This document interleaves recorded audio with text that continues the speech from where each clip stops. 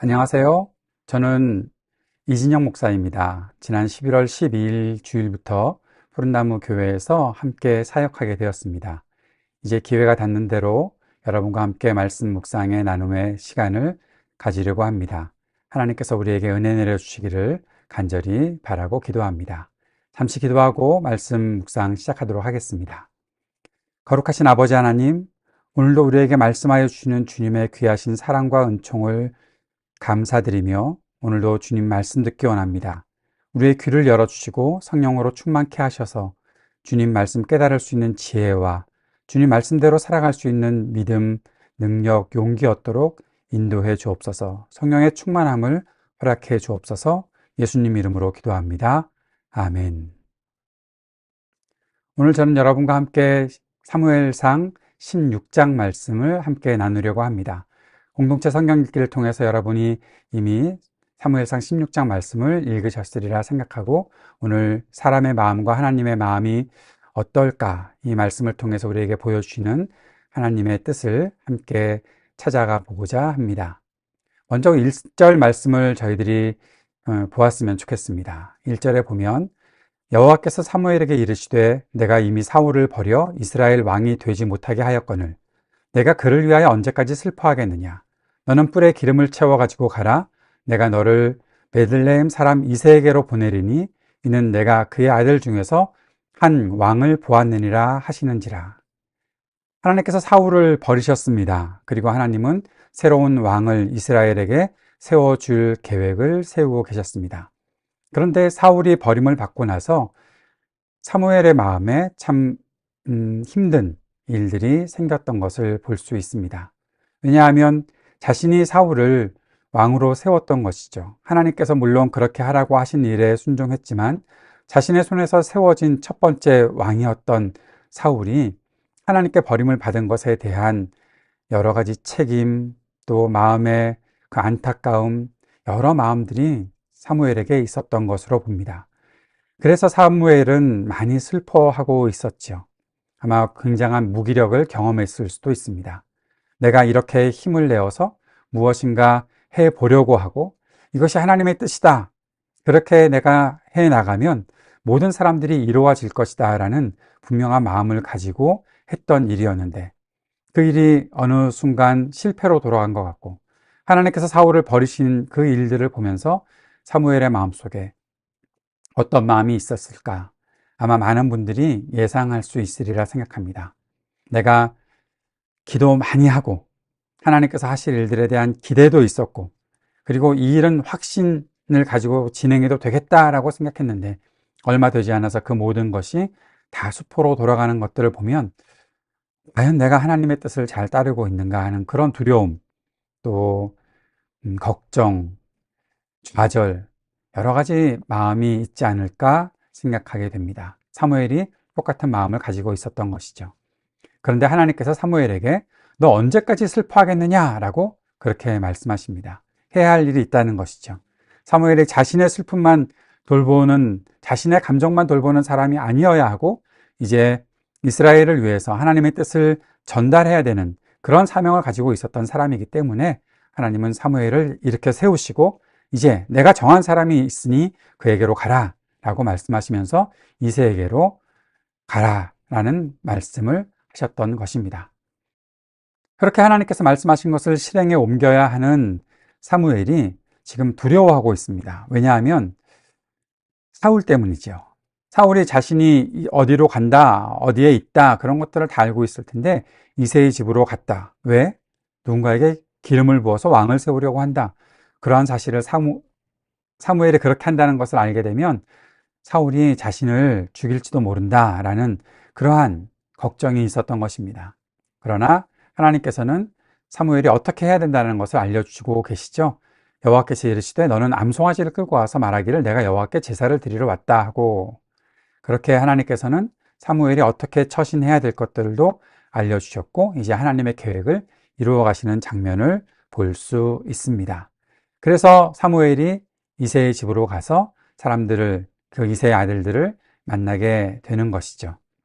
그런데 사무엘이 이새의 집으로 갔을 때 이새의 아들들을 보면서 그의 아들들을 통해서 굉장히 마음에 흡족하는 그런 마음을 갖게 됩니다.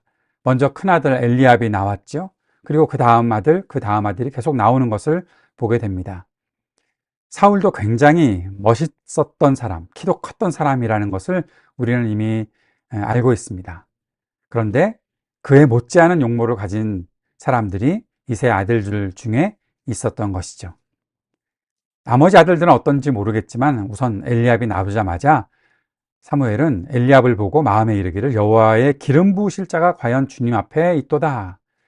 그만큼 외모가 뛰어났던 사람이 엘리압이 아니었을까 그렇게 생각할 수 있습니다. 그런데 그때 하나님께서 말씀하시죠. 7절 여호와께서 사무엘에게 이르시되 그의 용모와 키를 보지 말라. 내가 이미 그를 버렸노라.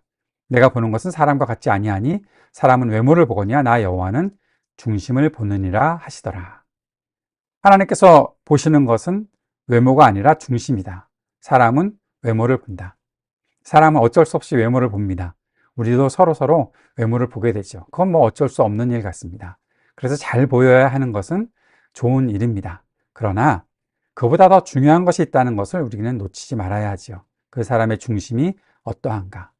그것은 하나님께서 보시는 것입니다. 그러나 우리도 하나님의 마음과 하나님의 뜻으로 그 중심을 볼 수 있는 그런 마음가짐, 태도가 있어야 하겠죠.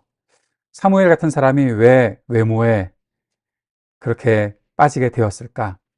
지금 사무엘은 약한 상태잖아요. 두렵고 또 어려운 상태에 있었잖아요. 그렇게 되면 결국 눈에 보이는 것을 쉽게 따라가게 되는 것이 사람의 모습이 아닌가 생각합니다. 사람의 생각은 그렇죠. 약한 사람은 언제나 그렇게 겉으로 보이는 모습, 눈에 보이는 것, 손에 잡히는 것, 그것을 추구하며 살고 있는 것 같습니다. 그것이 약한 모습이다 라는 것을 우리가 이해했으면 좋겠습니다. 그러나 우리는 그 약함에 머무를 수 없다. 왜? 하나님께서 우리에게 그 마음을 일러주시고 하나님께서 사람의 중심을 보시는 것처럼 우리도 그 중심을 향한 마음들을 가지고 있어야 하는 것이겠죠. 저 사람은 어떤 사람 같아? 저 사람은 딱 보니까 첫인상이 뭐 좋다, 안 좋다 그런 것으로 사람 판단하려는 그런 마음들, 사람이 하고 있는 어떠한 겉으로 나타나는 모습으로 사람을 판단하려는 마음들, 거기에 머물지 않기를 바랍니다.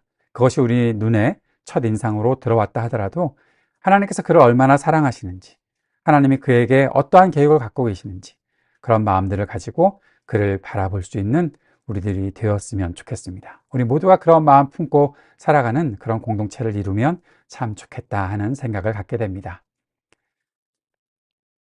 사무엘에게 하나님께서 다 아니다 라고 말씀하셔서 사무엘이 이새에게 아들들이 다 여기 있는 아들들이 다냐? 라고 했더니 이새가 막내가 남았는데 라고 하면서 이제 막내를 데려오게 되는 그런 장면이 있습니다. 이 막내가 누구인지 아시죠? 다윗이죠. 그런데 다윗의 이름을 부르지 않습니다. 그 아버지가 막내라고만 합니다. 이름도 모르는 사람이 찾아왔고 그가 다윗이라는 것을 나중에 사무엘이 알게 되겠지요. 이름도 모르는 사람으로 남아 있었던 다윗, 어떠한 존재로 그 가족에게, 형제들에게 취급받았는지, 평가받았는지 우리는 충분히 이 본문만 가지고서도 알 수 있습니다. 우리가 혹시 그렇게 무시하는 사람이 있나요? 혹시 그렇게 무시를 당하고 있나요? 어떠한 상황에 있더라도 하나님께서 우리에게 대한 계획을 어떻게 가지고 계시는지 그것을 보고 그것을 믿고 바라볼 수 있는 그런 마음들이 우리 안에 있었으면 좋겠습니다. 사람들이 나를 이름도 몰라줘. 사람들이 나를 잘 알지 못하는 것 같아. 그럴 수 있습니다. 처음이면 다 그럴 수 있겠죠. 그런데 그렇다고 해서 우리가 가치 없는 존재는 아닙니다. 하나님께서는 우리들에게 충분한 가치를 두고 계시고 우리를 통해서 하실 일들, 그 계획들을 갖고 계십니다. 그 일들을 펼쳐나가실 우리 주님을 우리가 의지한다면 하나님께서 하실 일을 기대하고 나아가도 좋을 것 같습니다. 이렇게 다윗이 사무엘을 만나게 됩니다. 사무엘이 기름 뿔병을 가져다가 그의 형제 중에서 다윗에게 부었더니 이날 이후로 다윗이 여호와의 영에게 크게 감동되니라. 사무엘이 떠나서 라마로 가니라. 다윗이 기름 부음을 받았습니다. 이름도 알려지지 않았던, 집에서는 막내로 취급받았던 그런 다윗이 기름 부음을 받고 여호와의 영에게 크게 감동이 되었다. 이제 새로운 일들이 시작되는 것이죠. 우리 안에 이러한 하나님의 은혜가 있기를 바랍니다. 우리가 뭐 기름 부음 받아서 왕이 되거나 그런 일들은 안 할지라도 우리가 그리스도를 통해서 성령으로 감동된 사람이 되어 이전과는 달리 살아갈 수 있는 우리가 될 수 있다고 생각하고 하나님께서는 그렇게 우리를 인도하실 것입니다. 그 삶에 우리 모두가 초대되었다는 것을 우리가 기쁘게 여기고 믿음으로 살아갈 수 있는 저와 여러분 될 수 있었으면 좋겠습니다. 14절에 보니까 이제 또 새로운 장면이 나타나고 있는데 여호와의 영이 사울에게서 떠나고 이미 떠났죠. 그런데 여호와께서 부르신 악령이 그를 번뇌하게 한지라. 사울이 이렇게 괴롭힘을 당하고 있었습니다. 왜요? 악령에게 괴롭힘을 당하는 이유는 그가 하나님을 떠났기 때문입니다. 그가 하나님께 불순종했기 때문입니다.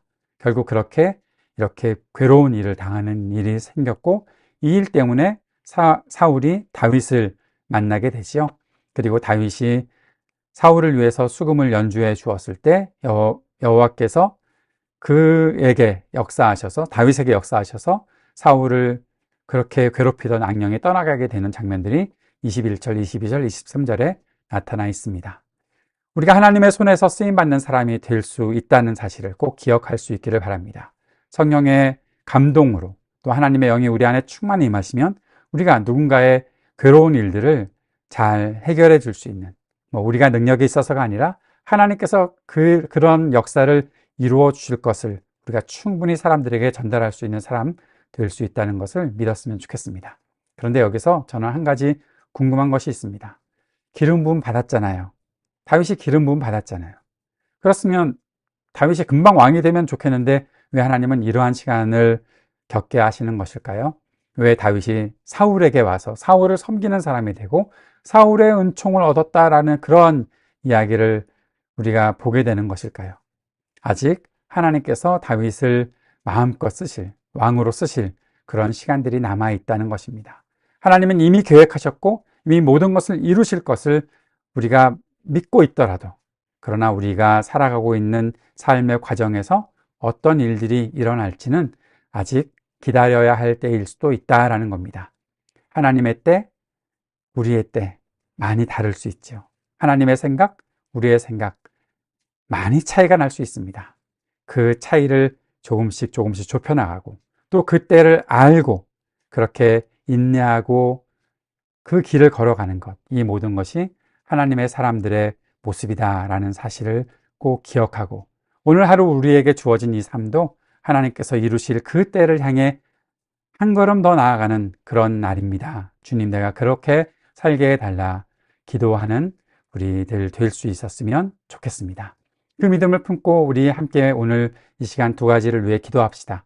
하나님의 생각과 계획을 배우고 이해하는 지혜를 주소서 함께 기도하고 그리고 막연한 두려움, 이것이 언제 어떻게 될까라는 그러한 막연한 두려움 이길 수 있는 믿음으로 살게 해 주옵소서. 주님 앞에 기도하는 이 아침 되었으면 좋겠습니다.